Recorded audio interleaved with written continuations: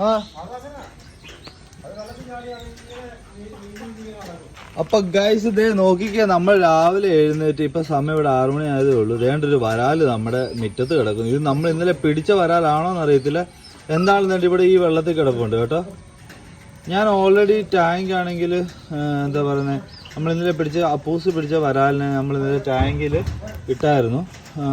എന്നിട്ട് അതിൻ്റെ മണ്ടയ്ക്ക് നമ്മൾ വലയൊക്കെ ഇട്ടാണ്. പക്ഷേ ഇപ്പോൾ ഇത് നോക്കിയപ്പോൾ രാവിലെ ഇപ്പോൾ നോക്കിയപ്പോൾ അതിൻ്റെ ഈ വെള്ളത്തിൽ കിടപ്പുണ്ട്. ടാങ്ക് എവിടെയാണെന്ന് ഞാൻ കാണിച്ചത്. ഇതിനെ പിടിച്ചോട്ടെ.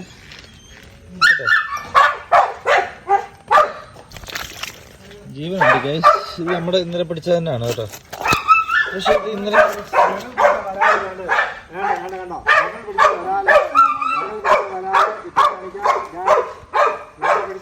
കണ്ടോ, അത് ടാങ്കിനകത്തിട്ടിരുന്നു, അത് ടാങ്കിൽ ചാടി അത് പുറത്ത് വന്നിരിക്കുന്നു. കണ്ടോ, അവിടെ വരെ ടാങ്കിനകത്തൊന്നും ടാങ്ക് കാണിച്ചു തരാം കേട്ടോ. നമ്മൾ ഇവിടുന്ന് ഇത്രയും ദൂരം വേണ്ട കണ്ടോ, ഇവിടാണ് ഈ ടാങ്ക് വെച്ചിരുന്നത് കണ്ടോ.